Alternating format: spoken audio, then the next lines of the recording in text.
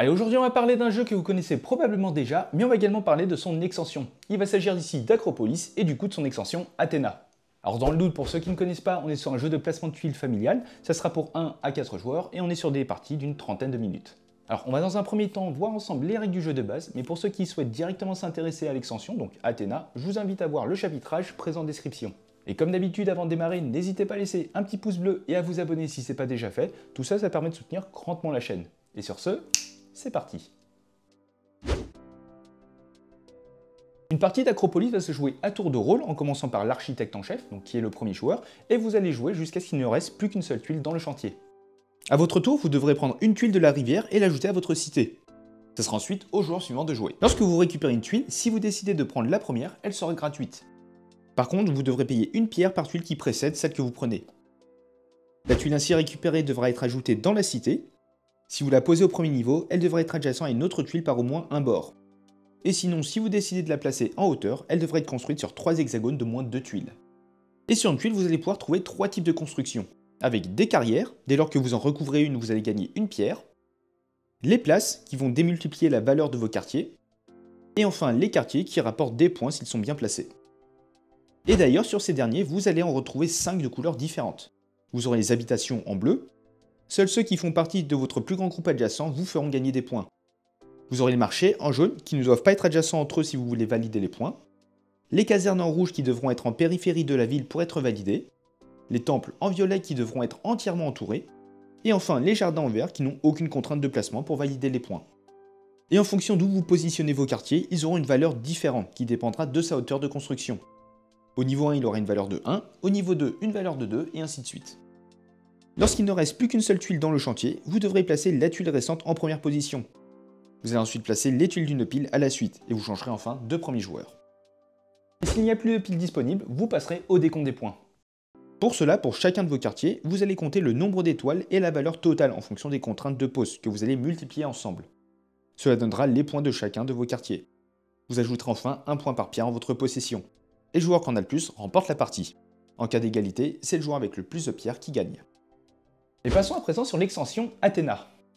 Alors vous allez tout d'abord retrouver 18 cartes avec 3 cartes dans 6 catégories. Sur chacune d'elles, vous allez retrouver une condition, un schéma respecté pour la valider.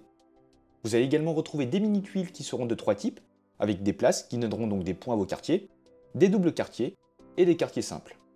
À chaque partie, vous allez prendre 4 cartes au hasard et sous chacune d'elles, vous allez placer 4 tuiles également prises au hasard. Et enfin, vous allez retrouver une statue d'Athéna découpée en 4 parties que vous associerez encore une fois sous les cartes construction. Et concrètement, lorsque vous réalisez dans votre cité la forme requise par l'une des cartes, vous pourrez la valider, chaque carte étant validable qu'une seule fois par partie par joueur. Si vous décidez de le faire, vous prendrez la partie de la statue d'Athéna correspondante et vous pourrez choisir l'une des mini-tuiles que vous placerez immédiatement dans votre cité. Et ce, à n'importe quelle hauteur. Et concernant la fin de partie et plus précisément le décompte des points, si vous avez récupéré toutes les parties d'Athéna, donc les 4 parties, chacune de vos pierres vous rapportera 5 points au lieu d'un point. Et on se retrouve comme d'habitude pour quelques tours de jeu afin de mettre toutes ces règles en application. Alors ici on est sur une configuration de joueurs. A noter que vous allez retrouver 11 piles de 3 tuiles. Vous avez la rivière ici. Les 4 cartes Athéna qui ont été récupérées au hasard, ainsi que 4 mini-tuiles sous chacune des cartes et les différentes parties d'Athéna. Sur la première carte, il va falloir aligner 3 casernes en ligne droite. Sur la deuxième, il faudra avoir 2 jardins adjacents sur des niveaux différents. La troisième avec une place de chaque couleur. Et enfin la quatrième avec 2 marchés séparés complètement entourés de 2 quartiers ou de places. Et sans plus attendre, l'architecte en chef va démarrer son tour. Donc pour rappel, le premier joueur a une pierre et le deuxième joueur 2 pierres. Et du coup, il va décider de récupérer cette tuile gratuitement, qu'il va positionner comme ceci. Le deuxième joueur va décider de récupérer celle-ci, pour récupérer à la fois des points sur les marchés, mais également 2 carrières, qu'il va placer comme ceci dans sa ville. Et pour continuer, le premier joueur va encore une fois récupérer celle-ci, gratuitement, qu'il va positionner comme cela. Étant donné qu'il ne reste plus qu'une seule tuile, hop, on la met en première position. On va récupérer une nouvelle pile de tuiles, et on va former une rivière avec celle-ci, et enfin on va terminer par changer de premier joueur. Celui-ci va récupérer cette tuile qui va placer en hauteur sur les 3 carrières et ce qui va lui permettre de récupérer ainsi 3 cubes de pierre. Le joueur suivant va décider de payer 1 cube de pierre pour récupérer cette tuile et va la positionner comme ceci. Ici, on remarque qu'il complète le schéma de la carte et il va décider de la valider.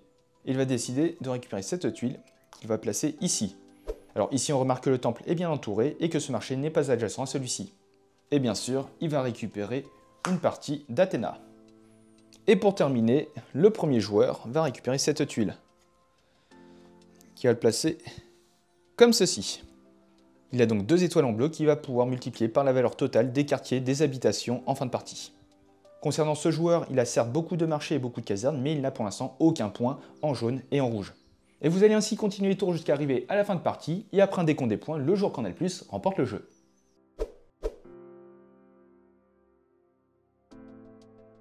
Et voilà, c'est la fin de cette vidéo. Un grand merci à vous de l'avoir regardé jusqu'au bout. Si le jeu vous a plu et que vous souhaitez soutenir la chaîne, n'hésitez pas à utiliser le lien qui est en description. Et comme d'habitude, vous pouvez très bien laisser un petit pouce bleu, commenter et vous abonner, ça fait toujours plaisir. Et sur ce, on se retrouve dans une prochaine vidéo. Ciao!